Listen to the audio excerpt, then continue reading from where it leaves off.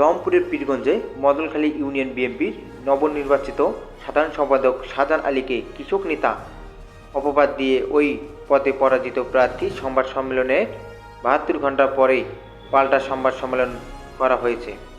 দলীয় ভাবমূর্তি নষ্ট করায় সংশ্লিষ্ট হয়ে শনিবার দুপুরে পীরগঞ্জ প্রেসক্লাব হলরুমে সংবাদ সম্মেলন করেন বিএনপি নেতা শাহজাহান আলী। তার দলীয় ব্যাখ্যা প্রদান করেন। এ সময় তিনি বলেন, জাতীয় অনেক পত্রিকায় প্রকাশিত হয়েছে, প্রকাশিত এসব সংবাদে আমি অনেকটাই হতবাক হয়েছি।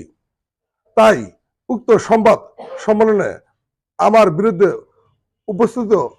উত্থাপিত অভিযোগের বিষয়ে আপনাদের সামনে কিছু তুলে ধরতে চাই।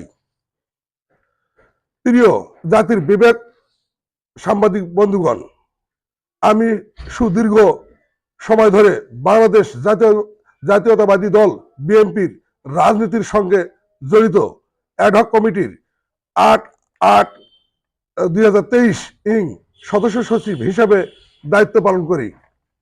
পাশাপাশি আমি একজন ব্যবসায়ী। দীর্ঘ সময় ধরে রাজনীতির পাশাপাশি সামাজিক সেবামূলক কর্মকাণ্ড চালিয়ে আসছি। আর যে কারণে আমার ৫ নং মদনখালী ইউনিয়নে আমার একটা সেবামূলক পরিস্থিতি ঘটে এবং মানুষের ভালোবাসার অর্জনে সক্ষম হই। প্রিয় সাংবাদিক ভাইয়েরা, আমার ইউনিয়নবাসীর ভালোবাসা পীরগঞ্জ উপজেলা বিএনপি আমাকে দলের সফল কর্মী হিসেবে আমার প্রয়োজন উপলব্ধি করে দল সুসংগঠিত করার দায়িত্ব দেন। তাই আমার ইউনিয়নে উপজেলা বিএনপি নেতৃবৃন্দের পরামর্শে দলকে সুসংগঠিত করার লক্ষ্যে মদনখালী ইউনিয়নের বিএনপির অন্যান্য নেতৃবৃন্দের